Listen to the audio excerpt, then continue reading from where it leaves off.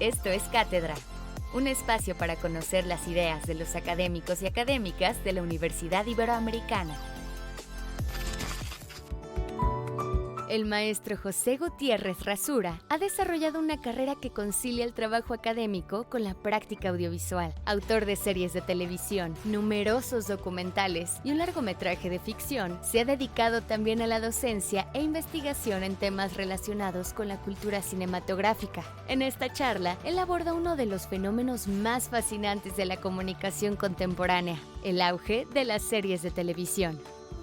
Cuando todo el mundo daba por muerta a la televisión, las series vinieron para demostrarnos que los medios no desaparecen, sino que se fusionan, se combinan, se mezclan unos con otros para crear cosas nuevas que desafían las convenciones tradicionales.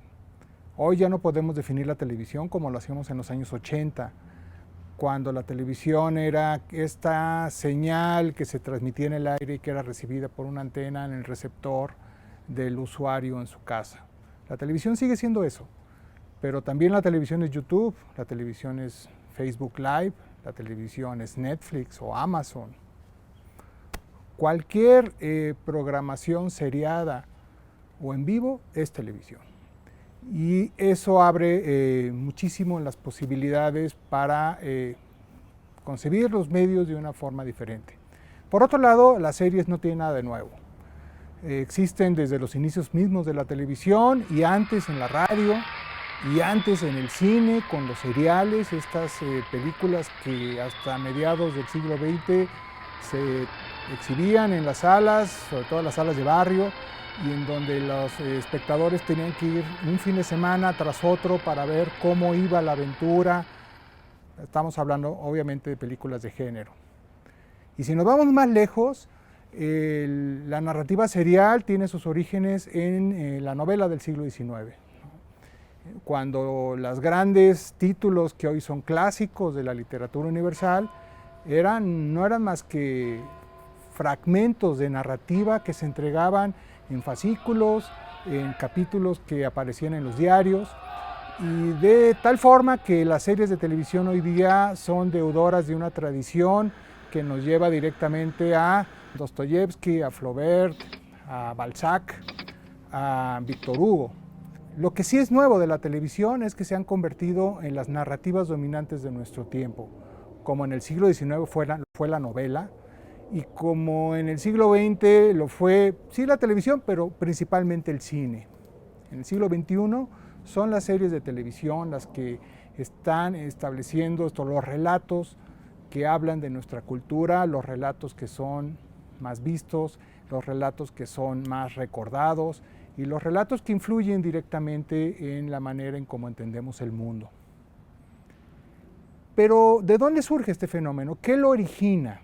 Tendríamos que hablar en primer lugar de la manera como el cine en años recientes se ha ido bifurcando en dos caminos muy diferentes.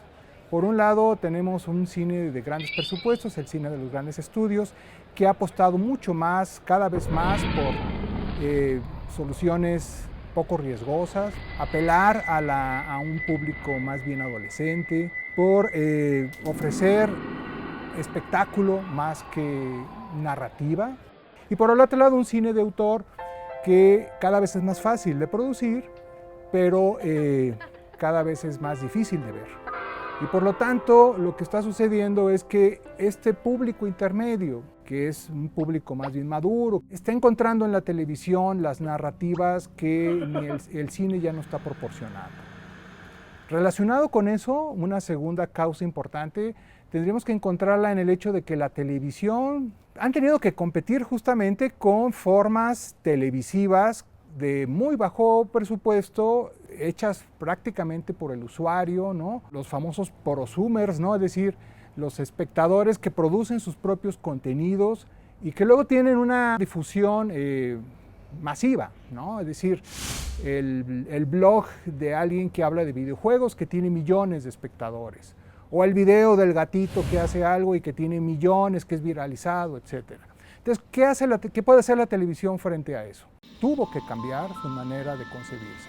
Entonces, dejar de ser el espectáculo efímero, dejar de ser el espectáculo un tanto poco pensante, ¿no? Y las series de ficción han sido como el lugar en donde han reculado la inteligencia narrativa.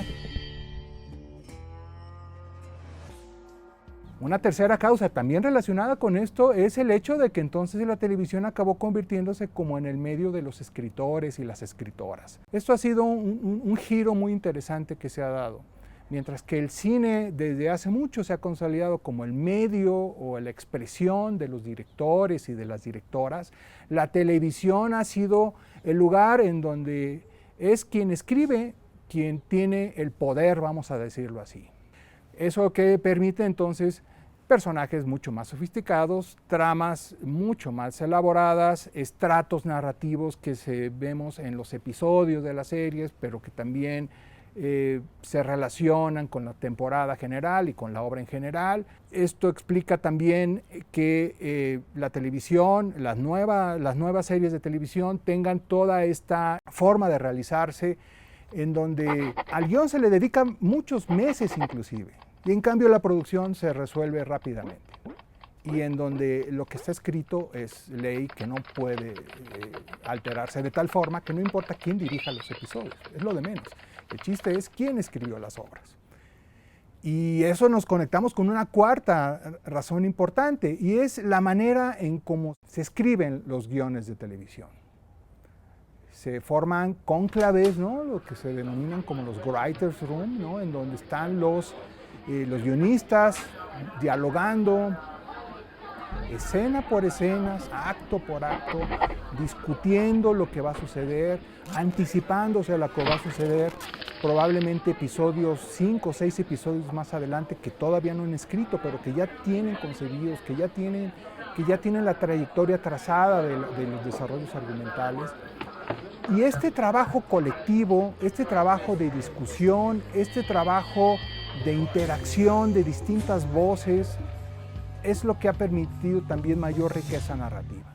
De alguna forma ha permitido que se estén ensayando nuevas fórmulas, nuevas representaciones, que a lo mejor en el cine de autor, en el cine de arte, pues ya existían, no hay nada nuevo. Lo que sí resulta novedoso es que estas mismas concepciones, mucho más sofisticadas de la idea del relato, se conecten directamente a productos que son de consumo masivo.